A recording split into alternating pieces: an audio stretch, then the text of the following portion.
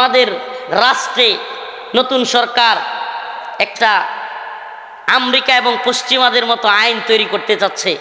গত 2 দিন আগে শুনলাম এই আইনটা এত সহজে তৈরি করতে দেওয়া হবে না।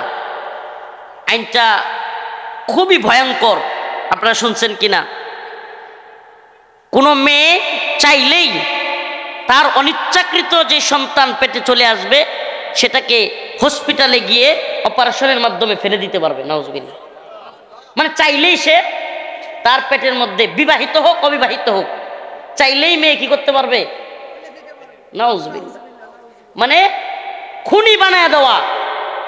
একটা সন্তান রেহেমে গর্ভে চলে আসার সাথে সাথে তাকে ফেলে দেওয়া বা তাকে মেরে ফেলা এটাও একটা খুন। এটা কি?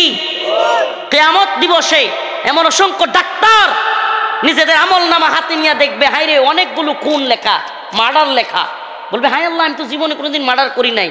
এরাই খুনি যারা এই গর্ভের সন্তানকে হত্যা করেছে। ওই মা খুনি, ওই বাবাও খুনি। নাউজুবিল্লাহ। তাইলে এই যে বিধান, এই বিধান জিনাকে আরো প্রমোট করবে। কেন? যে এই যে অবৈধ রিলেশন, এখন তো চিন্তায় থাকে যুবক যুবতীরা যে কোনোভাবে যদি সন্তান চলে যায় সর্বনাশ কি হয়ে যাবে।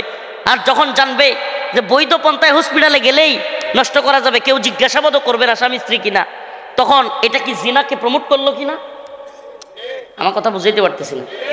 প্রমোট করলো কিনা? এক তো খুনি, তার উপরে সমাজের মধ্যে জিনা ব্যভিচার বেড়ে যাবে। এই আইনটাকে বাংলাদেশের তাওহীদবাদী জনগণ ডাস্টবিনে নিক্ষেপ করবে ইনশাআল্লাহ। এই জন্য আমরা বলি আমাদের মেইন যে বিষয়টা, মুমিন এক গর্তে 2 বার পা দেয় না। একটা কথা বুঝবেন, আমাদের মেইন যে সমস্যাটা এটা শুধু আওয়ামী লীগ কিংবা হাসিনার সাথে না, ইসলামের বিরুদ্ধে যারাই যাবে আমরা তাদের বিরুদ্ধে শক্ত অবস্থান নিব। হাসিনা চলে গেছে তার মানে আমাদের কণ্ঠ নরম হয়ে যাবে, শুধু ওইটার বিরোধিতা কইরাই আগামী কয়েক যুগ চলে যাবে, বিষয়টা এমন না। ইসলামের বিরুদ্ধে যেই সরকার যাবে আমরা তাদের বিরুদ্ধে ইনশাআল্লাহ দাঁড়িয়ে যাব। ইসলামের বিরুদ্ধে কোনো কাজ এ ভূখণ্ডে করতে দেওয়া হবে না ইনশাআল্লাহ। সফল মুমিন তারা যারা ফাহেশা কাজে শরীক হয় না, খারাপ কাজে শরীক হয়। আল্লাহ বলেন ওয়াল্লাযীনা হুম লিফুরুজিহিম হাফিজুন, এবং সফল মুমিন তারা যারা নিজেদের লজ্জাস্থানকে হেফাজত করে। লজ্জাস্থানকে হেফাজত করে। শেষ আখিরি কথা, আল্লাহ রাসূল সাল্লাল্লাহু আলাইহি ওয়াসাল্লাম বলেন যদি কোনো ব্যক্তি আমাকে 2টা জিনিসের গ্যারান্টি দেয় আমি তাকে জান্নাতের গ্যারান্টি দিব। কয়টা? আল্লাহ রাসূল বলতেছেন সাল্লাল্লাহু আলাইহি ওয়াসাল্লাম 2টা জিনিসের গ্যারান্টি যদি কোনো মানুষ আমাকে দেয় আমি তাকে জান্নাতের গ্যারান্টি দিব। কি সেই 2টা জিনিস? নাম্বার 1 লজ্জাস্থানের হেফাজত, নাম্বার 2 এই জিহ্বা জবানের হেফাজত। সুবহানাল্লাহ। এই 2টা জিনিসের গ্যারান্টি, মানে জবান দিয়া মিথ্যা বলবো না, জবান দিয়া গীবত করব না, জবান দিয়া শিকায়াত করব না, জবান দিয়া অন্যকে গালি দিব না, অন্যকে কষ্ট দিব না, লজ্জাস্থান দিয়া জিনা করব না, ব্যভিচারের কাজে শরীক হব না। সুবহানাল্লাহ। তাইলে আল্লাহ রাসূল বলেন এই 2টা জিনিসের গ্যারান্টি কোনো মুমিন আমাকে দিলে আমি তাকে জান্নাতের গ্যারান্টি দেব। সুবহানাল্লাহ। তাইলে এই 2টা জিনিসের গ্যারান্টি আমরা দিব তো ইনশাআল্লাহ? দিব। ইল্লা আলা আজওয়াজিহিম, তখনই লজ্জাস্থানের গ্যারান্টি আপনি দিতে পারবেন যখন আপনি বৈধ পন্থায় স্ত্রী গ্রহণ করবেন। বৈধ পন্থায় স্ত্রী গ্রহণ করা ব্যতীত যৌন যে চাহিদা, যৌন চাহাত, এটা পূরণ করবার কোনো সুযোগ আমাদের নেই। অতএব এটা পূরণ করতে হলে বৈধ পন্থায় স্ত্রী গ্রহণ করতেই হবে।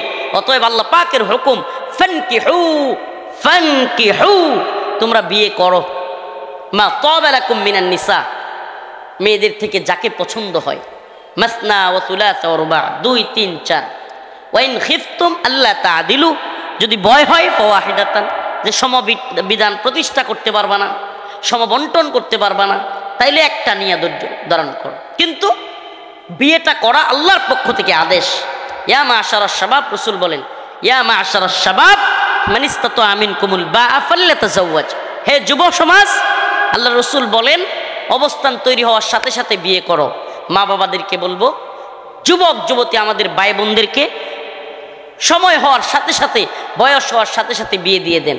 এতে করে জিনা বেবিচার সমাজের মধ্যে কমে যাবে, রাষ্ট্রের মধ্যে কমে যাবে। আলহামদুলিল্লাহ।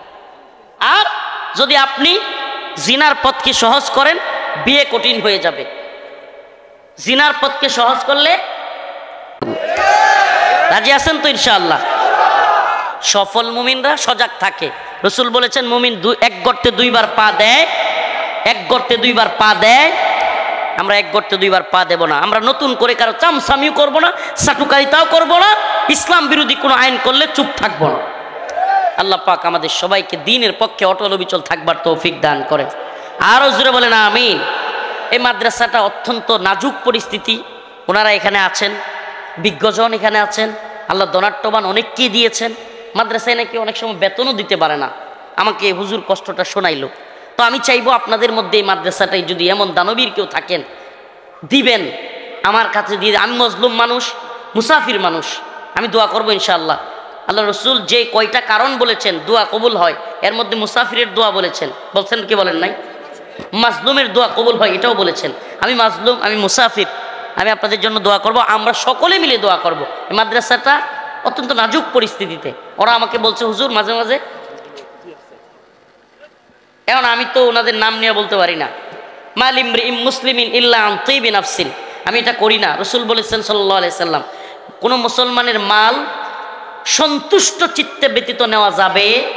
এতগুলো মানুষের সামনে যদি তাদেরকে সরাসরি বলি, তাহলে তারা কষ্ট পাইতে পারে, সন্তুষ্ট চিত্তে না হইয়া লোকলজ্জার ভয়ে দিতে পারে। আমি সেটা চাচ্ছি না। কিন্তু কেউ স্টেজে থাকেন কিংবা সামনে থাকেন, যদি মাদ্রাসাটার জন্য 10,000, 20,000, 5,000, 2,000, 1,000 দিতে চান, একটু দিয়ে যেতে পারেন আমার কাছে, আমি দোয়া করে দেবো ইনশাআল্লাহ। আছেন কেউ? কেউ আছেন যে মাদ্রাসার এই গরিব অবস্থা, যে ফান্ডে কিছু টাকা পয়সা দরকার, হুজুরদের বেতন দিতে পারে না, এই অবস্থার জন্য কিছু টাকা আপনারা মাদ্রাসায় দিতে চান? আছেন এমন কেউ? নাই? নাই? সুবহানাকাল্লাহুম্মা ওয়া বিহামদিক আশহাদু আল্লা ইলাহা ইল্লা আনতা আস্তাগফিরুকা ওয়া আতুবু ইলাইক। আসসালামু আলাইকুম ওয়া রাহমাতুল্লাহি ওয়া বারাকাতুহু। আলহামদুলিল্লাহি রাব্বিল আলামিন আর রহমানির রহিম মালিক ইয়াউমিদ্দিন ইয়াকা না'বুদু ওয়া ইয়াকা নাস্তাঈন আল্লাহুম্মা আরযুকনা শাহাদাতান ফি সাবিলিক আল্লাহুম্মা আরযুকনা শাহাদাতান ফি সাবিলিক। আয় আল্লাহ পাক পরওয়ারদিগারে আলম, প্রধান অতিথি 25,000 টাকা দিয়েছে, আল্লাহ তার দানকে কবুল আর মঞ্জুর করো। আল্লাহ জানে মালে বরকত দান করো। আল্লাহ ফিলিস্তিনের মুসলমানদেরকে হেফাজত করো। আল্লাহ সমস্ত ভূখণ্ডের মুসলমানদের হেফাজত করো। আল্লাহ মাদ্রাসাকে কবুল করে নাও, ছাত্র উস্তাদদেরকে কবুল করে নাও। আল্লাহ তুমি আমাদেরকে মাফ করে দাও। এই ভূখণ্ডকে হিন্দুত্ববাদীদের থাবা থেকে রক্ষা করো। আল্লাহ আমাদেরকে নামাজি বানায়া দাও, দিনদার পরহেজগার মুত্তাকি বানায়া দাও। আল্লাহ ঈমান ওয়ালা বানায়া দাও, আমল ওয়ালা বানায়া দাও। আল্লাহ রব্বুল আলামিন আমাদের গুনাহগুলি মাফ করে দাও। আল্লাহ আমাদের গুনাহগুলি মাফ করে দাও। আস্তাগফিরুল্লাহ ওয়া আতুবু ইলাইহি, আস্তাগফিরুল্লাহ ওয়া আতুবু ইলাইহি। আল্লাহ এলাকাবাসী যারা কবরে শায়িত, আল্লাহ আল্লাহ যাদের বাবা নাই মা নাই, তাদের বাবা মার কবরকে জান্নাতের বাগান বানায়া দাও। আল্লাহ জসিম সাহেব 10,000 টাকা, আল্লাহ তার দানকে কবুল আর মঞ্জুর করো।